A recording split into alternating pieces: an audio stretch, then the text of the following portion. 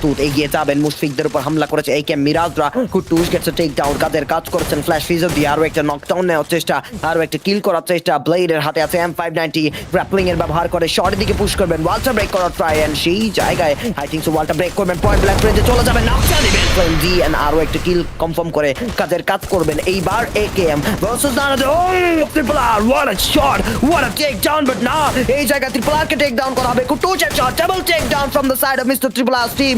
Last man surviving, তুসিন তিনি আছেন, তুসিনের উপর হামলা, কুটুসের অ্যাটাক, কুটুস সেখানে নাচিয়ে মেতে ফেলছে।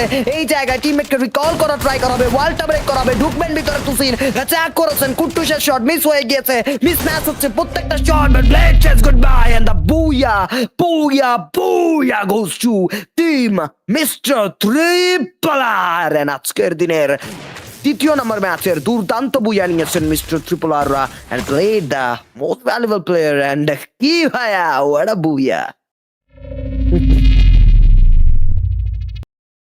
Mr. Tripolar X the Red Hawks team বাংলাদেশের দুটি দুর্ধর্ষ খেলোয়াড় তারা আজকের এই থার্ড ম্যাচে এসে জানিয়ে দিয়েছে কালাহারি যেন তারা নিজেদের দখলে রাখতে চায়। কালাহারির কিং এই টাইটেলটা যেন তারা কারো হতে দিবেন না।